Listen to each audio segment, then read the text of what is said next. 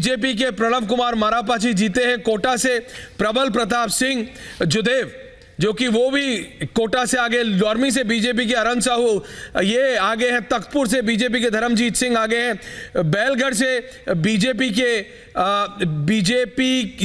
BJP के doctor Dinesh Lal जांगदे आगे हैं। मैं और एक बात बताता हूं, आप इस वक्त देख रहे हैं 2020 में से 125 सीटें आप देख रहे हैं सोहेल जी बीजेपी के। मैं प्रेडिक्ट करता हूं 140 क्रॉस करने वाली है बीजेपी। और इसका कारण मेरा अनुभव है कि बाघेलखंड पूरा का पूरा एरिया बाघेलखंड का बीजेपी की तरफ जा चुका है। इतनी बड़ी स्वीप मैंने नहीं देखी है। बीजेपी 7 में से 10 सीटों में से 10 मध्य प्रदेश में बीजेपी में 10 में से 7 जीत चुकी है। यह बीजेपी का गढ़ है। बीजेपी 5 सीटें जीतती है, 6 सीटें जीतती है, इस बार 60 सीटें जीत चुकी है। खुराई सीट जो सागर डिस्ट्रिक्ट में, बाघेलखंड में, वहां पे बीजेपी आगे, सुर्खी में बीजेपी आगे, बांदा में बाघेलखंड एरिया में, बुंदेलखंड एरिया में बीजेपी आगे है, दमोह में बुंदेलखंड में बीजेपी आगे, सतना बुंदेलखंड के बीजेपी आगे, बेवड़ा, देवड़ी, देवतालाब, देवसर, गुड़, सब जगह में जहां जहां बीजेपी की मार्जिन कम थी वहां पे बीजेपी की मार्जिन 10, 15, 20, 25% हो गई है। मैं कह रहा हूं ये पूरी जो बात चल रही है वहां पे मध्य प्रदेश में ये एक हिस्टोरिक स्वीप होने वाली है बीजेपी के लिए। देखिए हिस्टोरिक स्वीप होने वाली है। ये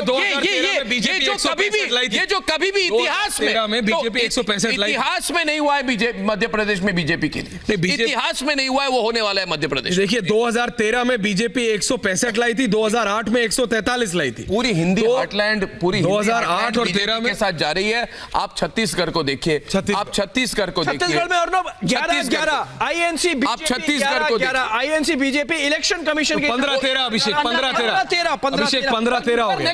बहुत फास्ट मूव कर रहा है, बहुत जल्दी। जी हाँ बिल्कुल, 15-13 कांग्रेस, 15 बीजेपी 13। और जो हमारे नंबर्स है वो भी हम आपको बता रहे हैं। राजस्थान में 130 बीजेपी, 85 कांग्रेस। ये बहुत जल्दी मूव कर रहा है। आप देखिए मेजॉरिटी तो बीजेपी लाई चुकी है, लेकिन वहां पे मध्य प्रदेश में बीजेपी 125, कांग्रेस 95, वहां पे वो है, और छत्तीसगढ़ में 33-55 है। हमारे नंबर्स जो आ रहे हैं वो बिल्कुल अभी इस समय पिछले 15 से 20 मिनट में थोड़े से स्लो हो गए। तो वहीं जो भी इलेक्शन कमीशन के नंबर्स है वो बहुत जल्दी मूव कर रहे हैं। कांग्रेस 15 है, बीजेपी 13 है।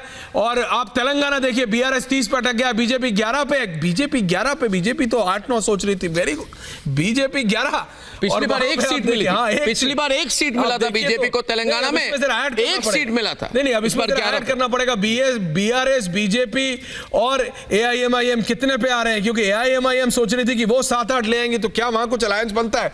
अभी मुश्किल, इस वक्त मुश्किल है। बीआरएस 30 का वहां पे अब हो सकता है। छत्तीसगढ़ के नंबर्स आ गए, 15 और 13 हो गए। कांग्रेस 15 और 13 इलेक्शन कमीशन के नंबर बोल रहे हैं। इलेक्शन कमीशन के नंबर 18-16 हो गए। 18-16, थैंक यू सोहेल, बहुत फास्ट मूव कर रहा है।